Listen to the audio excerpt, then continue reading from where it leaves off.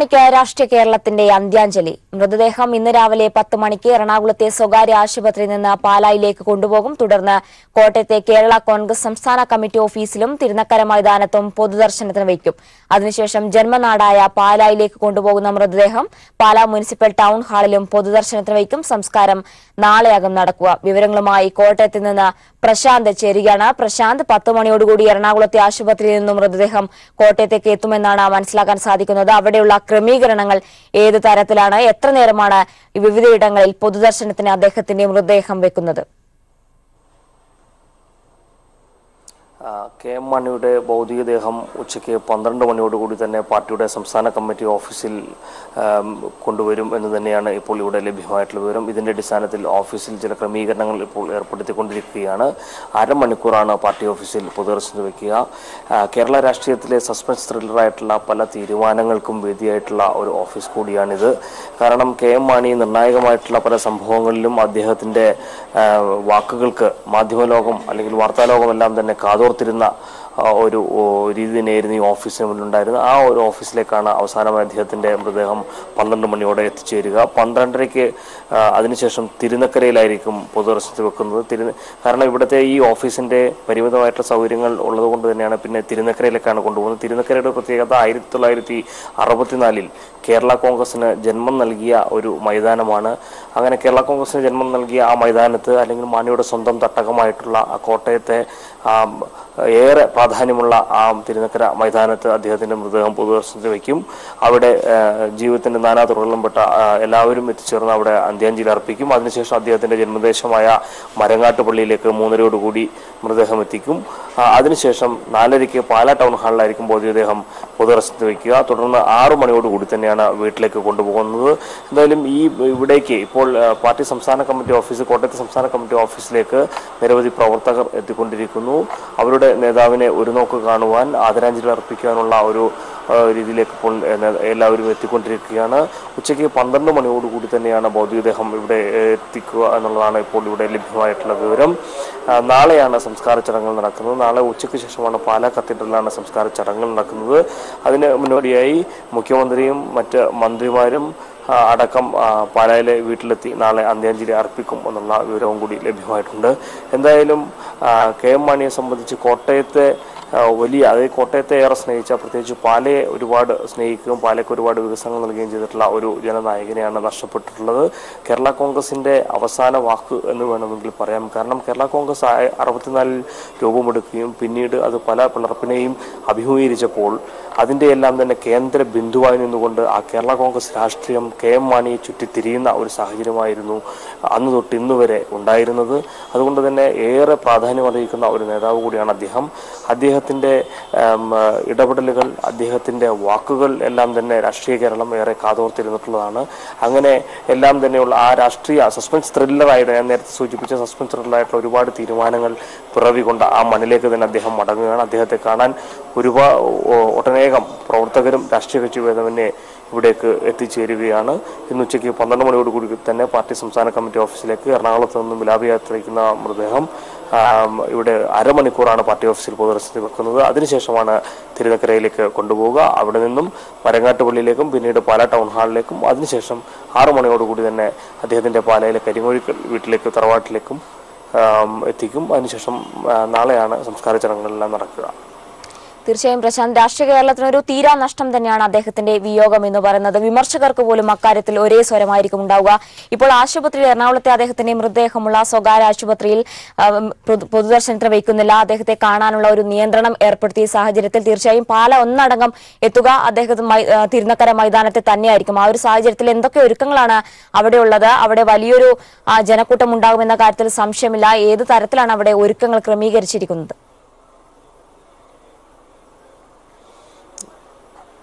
ഏതായാലും അരമണിക്കൂർ നേരമാണ് ഇവിടെ സംസ്ഥാന കമ്മിറ്റി ഓഫീസിൽ വെക്കുന്നത്. സ്ഥലപരിമിതി മൂലമാണ് ഇവിടെ അധികം നേരം ഭൗതികദേഹം വയ്ക്കാത്തത്. അതിനുശേഷമാണ് തിരുനക്കരയിലേക്ക് കൊണ്ടുപോകുന്നത്. തിരുനക്കരയിൽ വലിയ തരത്തിലുള്ള സംവിധാനങ്ങൾ ഒരുക്കിയിട്ടുണ്ട്. തിരുനക്കരയിൽ എന്തായാലും ഉച്ചയ്ക്ക് 2 മണിവരെ ആണ് നിലവിൽ പൊതുദർശനം പറഞ്ഞിരിക്കുന്നത്. പക്ഷേ ആളുകളുടെ ഒരു തിക്കും തിരക്കും ഉണ്ടായാൽ അത് അല്പസമയത്തേക്ക് കൂടി നീണ്ടു പോയേക്കാം എന്നുള്ളതാണ് അറിയാൻ സാധിക്കുന്നത്. എന്തായാലും അത് സംബന്ധിച്ച ക്രമീകരണങ്ങളെല്ലാം തന്നെ ഇപ്പോൾ ഏർപ്പെടുത്തുന്ന തിരക്കിലാണ് മറ്റുള്ളവർ.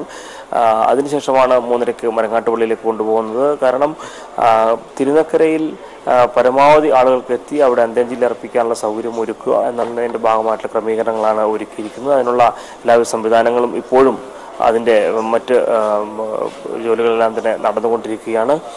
അതിനുവേണ്ടി പ്രവർത്തകർ അതുമായി ബന്ധപ്പെട്ടുള്ള പ്രവർത്തനങ്ങളെല്ലാം തന്നെ ഏർപ്പെട്ടിരിക്കുന്നു.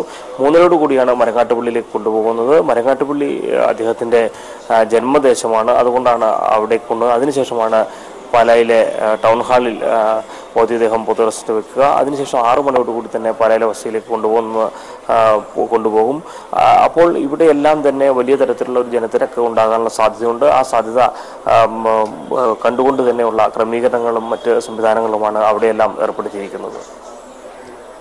പ്രശാന്ത്, അതുപോലെ തന്നെ ഇപ്പോൾ പ്രശാന്ത് നിൽക്കുന്നത് കോട്ടയത്താണ്. അദ്ദേഹം എന്ന് പറയുന്നത് വളരെയധികം വ്യക്തിബന്ധം നിലനിർത്തിയിരുന്ന ഒരു വ്യക്തി കൂടിയാണ് അദ്ദേഹം.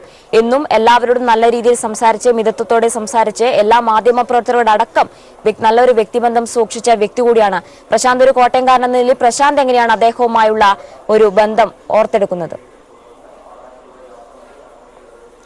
കെ.എം. മാണിയെ സംബന്ധിച്ച് യാതൊരു തരത്തിലും ആരോടും ഒരു വിദ്വേഷവും ഒന്നും തന്നെ പരസ്യമായി പ്രകടിപ്പിക്കുകയൊന്നും ചെയ്യാതെ ഏതൊരു വ്യക്തിയെയും ായിട്ടുള്ള ഒരു അടുപ്പം, കാരണം പേരെടുത്ത് വിളിക്കാനുള്ള ഒരു അടുപ്പമാണ് അദ്ദേഹത്തിനുള്ളത്.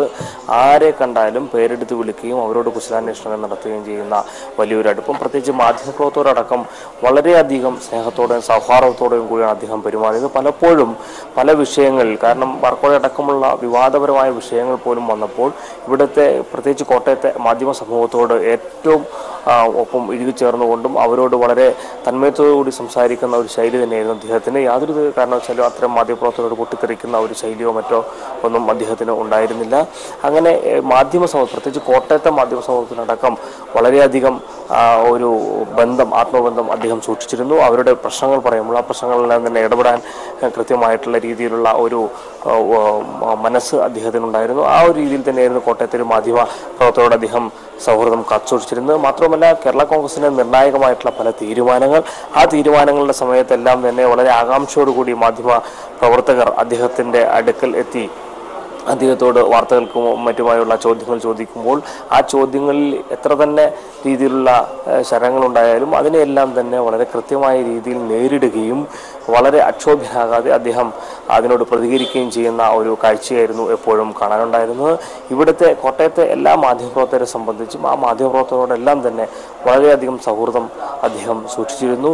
ഏതൊരു മാധ്യമപ്രവർത്തകനെ കണ്ടു കഴിഞ്ഞാലും ആ മാധ്യമപ്രവർത്തകൻ്റെ നേരെ കൈനീട്ടി അവരെ ഒന്ന് ഹസ്തദാനം ചെയ്തതിന് ശേഷം കടന്നു പോകുന്ന ഒരു ശൈലിയെല്ലാം തന്നെയായിരുന്നു കെ.എം. മാണിക്ക് ഉണ്ടായിരുന്നത്. അതുകൊണ്ട് തന്നെ ഇവിടുത്തെ ഒരു മാധ്യമ സമൂഹത്തോട് ഏറ്റവും അടുത്ത് നിൽക്കുകയും അവരോട് ഏറ്റവും അടുത്ത് ഇടപെടുകയും ചെയ്തിട്ടുള്ള ഒരു നേതാവാണ് അദ്ദേഹം. അതുകൊണ്ട് ഇവിടുത്തെ ഒരു മാധ്യമ സമൂഹത്തിന് വലിയ തരത്തിലുള്ള ഒരു നഷ്ടം തന്നെയാണ് അദ്ദേഹത്തിൻ്റെ ഈ വിയോഗത്തോടു കൂടി ഉണ്ടായിരിക്കുന്നത് എന്ന് പറയാം. തീർച്ചയായും പ്രശാന്ത്, ഈ പാലാക്കാർക്ക് ഇനി മറ്റൊരു ജനപ്രതിനിധിയെ ചിന്തിക്കാൻ പോലും പറ്റാത്ത ഒരു സാഹചര്യമാണ്. പാലാ രൂപീകൃതമായതിനു ശേഷം തുടർച്ചയായ MLA ആയ വ്യക്തിയാണ് അദ്ദേഹം. ആ ഒരു സാഹചര്യത്തിൽ എങ്ങനെയാണ് പാലാക്കാർ അദ്ദേഹത്തെ ഓർമ്മിച്ചെടുക്കുന്നത്? കോട്ടയത്തിലെ ഒരു പൊതുവികാരം എങ്ങനെയാണിപ്പോൾ? ഞാൻ നേരത്തെ സൂചിപ്പിച്ചതുപോലെ ഓരോ ആളുകളെയും പേരെടുത്ത് വിളിക്കാൻ കഴിയുന്ന ഒരു സൗഹൃദം കെ.എം. മാണിക്കുണ്ടായിരുന്നു. മാത്രമല്ല അതുപോലെ തന്നെയാണ് അദ്ദേഹത്തിന് പാലയോടുമുള്ള ഒരു സ്നേഹം. പാലയുടെ മാണിക്യം എന്ന പേരിന് അദ്ദേഹം അർഹനായത് പാലയുടെ വികസനത്തിന്, അതായത് 64-ലാണ് പാലാ മണ്ഡലം രൂപീകൃതമാകുന്നത്. ആ മണ്ഡലം രൂപീകൃതമായതിനു ശേഷം നടന്നിട്ടുള്ള 12ഓളം തെരഞ്ഞെടുപ്പുകളിൽ അജയനായി തന്നെ കെ.എം. മാണി നിലകൊണ്ടു എന്നുള്ളതാണ്. കാരണം വിവാദങ്ങൾ ഉണ്ടായപ്പോൾ പോലും പാലക്കാർ കെ.എം. മാണിയെ കൈവിട്ടിരുന്നില്ല എന്നുള്ളതാണ് ഏറ്റവും ശ്രദ്ധേയമായിട്ടുള്ള കാര്യം. പാലയെ സ്നേഹിക്കുന്ന, പ്രത്യേകിച്ച് പാലയിലെ ജനറൽ ആശുപത്രി, പാലയിലെ മറ്റ് കെട്ടിട സമുച്ചയങ്ങൾ, KSEB സബ്സ്റ്റേഷൻ, കോടതി സമുച്ചയം തുടങ്ങിയ എല്ലാം തന്നെ പാലയിലേക്ക് കൊണ്ടുവരുന്നതിന് വേണ്ടി കെ.എം. മാണി നടത്തിയിട്ടുള്ള ഇടപെടലുകൾ പാലയുടെ ഇന്നത്തെ ഒരു വികസനം അല്ലെങ്കിൽ പാലയുടെ ജനപ്രതിനിധി എന്ന രീതിയിൽ ഇത്രയും വർഷക്കാലം പാലാ മണ്ഡലം രൂപീകൃതമായ കാലം മുതൽ ഇതുവരെ നടന്നിട്ടുള്ള 12 തെരഞ്ഞെടുപ്പുകളിൽ അവർ ജനപ്രതിനിധിയായി തിരഞ്ഞെടുക്കുകയും ആ ജനപ്രതിനിധി എന്ന രീതിയിൽ അദ്ദേഹം നടത്തിയിട്ടുള്ള വികസന പ്രവർത്തനങ്ങൾ, പാലയിലെ ഇടവഴികളെല്ലാം തന്നെ മികച്ച രീതിയിൽ ടാറിങ്ങെല്ലാം നടത്തുകയും അത്തരത്തിൽ പാലയുടെ എല്ലാ വികസനത്തിലും നിർണായകമായിട്ടൊരു പങ്കുവഹിച്ചിട്ടുള്ള വ്യക്തിയാണ്. അതുകൊണ്ട് തന്നെയാണ് അദ്ദേഹം പാലയുടെ മാണിക്യമായി ജനമനസ്സുകളിൽ ഇടം പിടിച്ചിട്ടുള്ളത്. സാമുദായിക നിർണായക സമവാക്യങ്ങളെയും കേരള കോൺഗ്രസ് രാഷ്ട്രീയത്തെ എല്ലാം തന്നെ ഒരു കൃത്യമായ രീതിയിൽ ഒരു പ്രത്യേക ശൈലിയിൽ കൊണ്ടുപോകാൻ അദ്ദേഹത്തിന് സാധിച്ചു. മാത്രമല്ല അവിടുത്തെ എന്ത് പരിപാടികൾ തന്നെ ഉണ്ടായാലും അതിലെല്ലാം തന്നെ കൃത്യമായി എത്തുകയും അവിടുത്തെ ആളുകളുമായി കുശലം പങ്കിടുകയും സൗഹൃദമെല്ലാം തന്നെ പങ്കിടുകയെല്ലാം ചെയ്തിട്ടുള്ള ഒരു വ്യക്തി കൂടിയാണ്. പാലയെ സംബന്ധിച്ച് അദ്ദേഹത്തിൻ്റെ ഒരു വിയോഗം തീരാ നഷ്ടം തന്നെയാണ്. മാത്രവുമല്ല വിവാദങ്ങൾക്കിടയിലും വലിയ തരത്തിലുള്ള വിവാദങ്ങൾക്കിടയിലും പോലും അദ്ദേഹത്തെ നിലനിർത്താൻ സഹായിച്ച പാലയിലെ ജനങ്ങളുടെ ഒരു പിന്തുണ തന്നെയാണ്. അതുകൊണ്ട് തന്നെയാണ് പാർക്കോഴ അടക്കമുള്ള വിഷയങ്ങൾ ഉയർന്നു വന്നപ്പോൾ ബിജു രമേശ് അത്തരത്തിലുള്ളൊരു വിവാദം ഉയർത്തിയപ്പോൾ പോലും അത് കഴിഞ്ഞതിന് ശേഷം നടന്നിട്ടുള്ള തെരഞ്ഞെടുപ്പിൽ പാലക്കാർ അദ്ദേഹത്തെ കൂടെ നിൽക്കുകയായിരുന്നു. ആ ഒരു പ്രഖ്യാപനം തന്നെയായിരുന്നു അദ്ദേഹത്തിൻ്റെ വിജയം എന്ന് വേണമെങ്കിൽ പറയാം. അത്തരത്തിൽ പാല എന്നുള്ളത് അതായത് കെ എം മാണി സാർ തന്നെ നേരത്തെ സൂചിപ്പിക്കുമായിരുന്നു. മാണി സാറിൻ്റെ കുട്ടിയമ്മയാണ് മാണി സാറിൻ്റെ ആദ്യ ഭാര്യയെന്നും പാലാ മണ്ഡലമാണ് രണ്ടാം ഭാര്യ എന്നുള്ള ഒരു വിശേഷം തന്നെയാണ് അദ്ദേഹം നൽകിയിരുന്നത്. അതിൽ നിന്ന് തന്നെ മനസ്സിലാക്കാം അദ്ദേഹത്തിന് പാലയുമായിട്ടുള്ള ആത്മബന്ധം എത്രത്തോളം ഉണ്ട് എന്നുള്ളത്. തീർച്ചയായും പാലായിൽ ഒരു മരണ വീട്ടിലായാലും കല്യാണ വീട്ടിലായാലും അദ്ദേഹത്തിന്റെ സാന്നിധ്യം ഒഴിവാക്കാൻ പറ്റാത്ത ഒരു സാന്നിധ്യം അവിടെ ഉണ്ടായിരുന്നു. ഇത് തന്നെയാണ് പാലാക്കാരുടെ മനസ്സിൽ അദ്ദേഹത്തിന് ദൈവതുല്യനായ ഒരു സ്ഥാനം നൽകുന്നത്. പ്രശാന്ത്, മറ്റൊരു കാര്യം എന്ന് പറയുന്നത് 2011 മുഖ്യമന്ത്രിയായിരുന്ന ഉമ്മൻചാണ്ടി അദ്ദേഹത്തിന് രാജിന്റെ ഒരു ഘട്ടത്തിലെത്തിയ ഒരു അവസരത്തിൽ കൂടി അദ്ദേഹത്തെ രാജിവെക്കും എന്ന തരത്തിലുള്ള വാർത്തകൾ പുറത്തുവരുന്ന സാഹചര്യത്തിൽ അതിൽ നിന്ന് പിന്തിരിപ്പിച്ചത് കെ എം മാണിയാണെന്നുള്ള ഒരു അവസ്ഥ അന്നുണ്ടായിരുന്നു. പാമോലിംഗ് കേസുമായി ബന്ധപ്പെട്ട് അന്നത്തെ മുഖ്യമന്ത്രിയായിരുന്ന ഉമ്മൻചാണ്ടിക്ക് ചില രാജ്യ സമ്മർദ്ദം ഉണ്ടായിരുന്ന സാഹചര്യത്തിലാണ് അദ്ദേഹം ഇടപെട്ട് അതെല്ലാം പഴയൊരു രീതിയിൽ തന്നെ ആക്കിയത്. ഈ ഒരു സാഹചര്യത്തിൽ എങ്ങനെയാണ് അതുമായി ബന്ധപ്പെട്ട കാര്യങ്ങൾ ഓർത്തെടുക്കുന്നത്? കെ എം മാണിയെ സംബന്ധിച്ച് ഏതൊരു ആൾക്കും ഒരു നിയമപരമായിട്ടുള്ള ഏതെങ്കിലും തരത്തിലുള്ള ഉപദേശങ്ങൾക്ക് പോലും അല്ലെങ്കിൽ രാഷ്ട്രീയപരമായിട്ടുള്ള ഉപദേശങ്ങൾക്ക് പോലും സമീപിക്കാവുന്ന ഒരു വ്യക്തിയാണ്. കാരണം കേരള രാഷ്ട്രീയ ചരിത്രത്തിൽ വലിയൊരു പാഠപുസ്തകം തന്നെയാണ് അദ്ദേഹത്തിൻ്റെ ജീവിതം. പ്രത്യേകിച്ച് നിയമസഭാംഗികർ അടക്കമുള്ള ആളുകൾ അവരുടെ രാഷ്ട്രീയപരമായിട്ടുള്ള പഠനങ്ങൾക്ക് പോലും കെ എം മാണിയെ സമീപിക്കുകയും സംശയങ്ങൾ ചോദിച്ചറിയുകയും ചെയ്യുന്ന ഒരു കാഴ്ചയുണ്ട്, അല്ലെങ്കിൽ ഒരു രീതിയുണ്ട്, ഒരു പതിവ് ശൈലിയുണ്ട്. അതിനെല്ലാം തന്നെ ഏത് തരത്തിലാണ് നിയമസഭയിൽ ഒരു സാമാജികൻ പെരുമാറേണ്ടത്, അല്ലെങ്കിൽ ഒരു മന്ത്രിയായിരിക്കുന്ന ആൾ ഏത് തരത്തിലാണ് മുന്നോട്ട് പോകേണ്ടത് തുടങ്ങിയ കാര്യങ്ങളെല്ലാം തന്നെ കൃത്യമായി പകർന്നു നൽകുന്നതിൽ കെ എം മാണി ഒട്ടും വൈമനസ്യം കാണിച്ചിരുന്നില്ല. ഈ പാമൂലിനടക്കമുള്ള സംഭവങ്ങളിലുള്ള ചില വിവാദങ്ങൾ കത്തിപ്പടർന്നപ്പോൾ പോലും ഉമ്മൻചാണ്ടിക്കടക്കം നിർണായകമായിട്ടുള്ള രീതിയിലുള്ള കാര്യങ്ങൾ പകർന്നു നൽകുകയും മുന്നോട്ട് പോകാനുള്ള ഒരു ധൈര്യം എല്ലാം തന്നെ പകർന്നു കൊടുക്കുകയും ചെയ്തിട്ടുള്ള അദ്ദേഹമാണ്. അത്തരം കാര്യങ്ങളെല്ലാം തന്നെ യാതൊരു കാര്യത്തിലും കെ എം മാണി അത്തരം പിന്നോട്ട് പോയിരുന്നില്ല. കൃത്യമായ രീതിയിൽ അത്തരത്തിലുള്ള ഉപദേശങ്ങളും അത്തരത്തിലുള്ള നിർദ്ദേശങ്ങളും നൽകിക്കൊണ്ട് പോകുന്നതിന് അദ്ദേഹത്തിൻ്റെ ആ പരിണിത പ്രജ്ഞത കൃത്യമായ രീതിയിൽ അദ്ദേഹം എല്ലാവർക്കും പകർന്നു നൽകിയിരുന്നു, അല്ലെങ്കിൽ എല്ലാവർക്കും അദ്ദേഹം ആ അറിവ് പകർന്നു കൊടുത്തിരുന്നു എന്നുള്ളതാണ് ഏറ്റവും ശ്രദ്ധേയമായിട്ട് കാര്യം. ഇപ്പോഴും മേൽ സൂചിപ്പിച്ചിട്ടുള്ള ഇത്തരം കാര്യങ്ങളും ഉമ്മൻചാണ്ടിക്കടക്കമുള്ള കാര്യങ്ങളിൽ ഇത്തരത്തിലുള്ള ധൈര്യവും എല്ലാം തന്നെ പോരുന്നതിന് കെ എം മാണി അടക്കമുള്ളവർ കൃത്യമായ രീതിയിൽ തന്നെ നിലപാടുകൾ സ്വീകരിച്ചിരുന്നു എന്നുള്ളത് തന്നെ വലിയൊരു കാര്യമാണ്. മാത്രമല്ല സ്വന്തം ശത്രുക്കളോട് പോലും വളരെ കൃത്യമായ രീതിയിൽ, അതായത് കെ എം മാണിയെക്കുറിച്ച് പാലായിലും കോട്ടയത്തും എല്ലാം പറയുന്ന ഒരു വാക്കുണ്ട്, ശത്രുസ്നേഹിയാണ് അദ്ദേഹം എന്നാണ് പറയുന്നത്. കാരണം സ്വന്തം ശത്രുക്കളോട് പോലും വളരെ സ്നേഹത്തോടു കൂടി പെരുമാറുന്ന ഒരു സ്വഭാവം, ഒപ്പം ഇവരെല്ലാം തന്നെ തോളിൽ കൈയിട്ടുകൊണ്ട് ഇവരോടൊപ്പം നടന്നു പോകുന്ന, അല്ലെങ്കിൽ ഇവരോടൊപ്പം കുശലം പറഞ്ഞു പോകുന്ന ഒരു കെ എം മാണി, ഒരു വ്യത്യസ്തനായ കെ എം മാണിയായിരിക്കും അവിടെ കാണാൻ സാധിക്കുക. ആ ഒരു നിലയിലുള്ള ഒരു ശൈലിയും, അല്ലെങ്കിൽ ആ നിലയിലുള്ള എങ്ങനെയാണ് ബന്ധങ്ങളെ മുന്നോട്ട് കൊണ്ടുപോകേണ്ടത് എന്നുള്ളതിൻ്റെ എല്ലാം തന്നെ വലിയൊരു പാഠമാണ് കെ എം മാണി രാഷ്ട്രീയ രംഗത്ത് പ്രവർത്തിക്കുന്നവർക്ക് പകർന്നു നൽകുന്നത്. തീർച്ചയായും ശത്രുസ്നേഹി തന്നെയായിരുന്നു അദ്ദേഹം. അതുകൊണ്ട് തന്നെയാണ് ഒരു രാഷ്ട്രീയ നേതാവിനപ്പുറം നല്ലൊരു വ്യക്തി കൂടിയായിരുന്നു കെ എം മാണി. പാലക്കാരുടെ മാണിക്യമാണ് ഇപ്പോൾ വിടവാങ്ങിയിരിക്കുന്നത്. കൂടുതൽ വിവരങ്ങളിലേക്ക് വീണ്ടും എത്താം ഒരു ഇടവേളയ്ക്ക് ശേഷം. കേരള രാഷ്ട്രീയത്തിലെ ചാണക്യൻ വിടവാങ്ങുമ്പോൾ അത് ചരിത്രം രചിച്ചുകൊണ്ടാണ്. തെരഞ്ഞെടുപ്പ് രാഷ്ട്രീയത്തിൽ പരാജയം എന്തെന്നറിയാത്ത വ്യക്തിത്വം, ഏറ്റവും കൂടുതൽ തവണ ബജറ്റ് അവതരിപ്പിച്ച ധനകാര്യമന്ത്രി, 11 മന്ത്രിസഭകളിൽ മന്ത്രി തുടങ്ങി നിരവധി നേട്ടങ്ങൾ ബാക്കിയാക്കിയാണ് മാണി സാർ വിടവാങ്ങുന്നത്.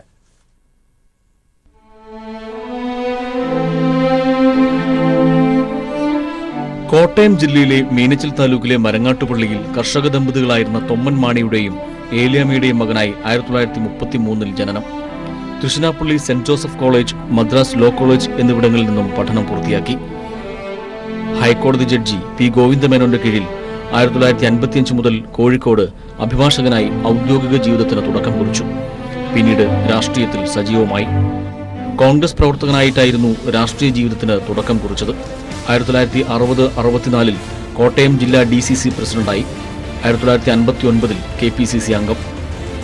1964 ആർ ശങ്കർ മന്ത്രിസഭയിലെ ആഭ്യന്തരമന്ത്രി PT ചാക്കോയുടെ രാജിയെ തുടർന്ന് കോൺഗ്രസിൽ ഉടലെടുത്ത പ്രതിസന്ധി പാർട്ടിയെ പിളർത്തി. 64 സെപ്റ്റംബർ ആദ്യവാരത്തിൽ ചേർന്ന നിയമസഭയിൽ തങ്ങൾ പ്രത്യേക ബ്ലോക്കായിരിക്കുമെന്ന് 15 ചാക്കോ അനുകൂല MLA-മാർ തീരുമാനിക്കുന്നു. KM ജോർജായിരുന്നു അന്ന് നേതാവ്, ആർ ബാലകൃഷ്ണപിള്ള ഡെപ്യൂട്ടി ലീഡറും. പിളർപ്പുകാലത്ത് ആദ്യം കോൺഗ്രസിനൊപ്പം നിന്ന മാണി തെരഞ്ഞെടുപ്പ് വിജ്ഞാപനം വന്നതോടെ കളം മാറ്റിച്ചവിട്ടി കേരള കോൺഗ്രസിലെത്തി.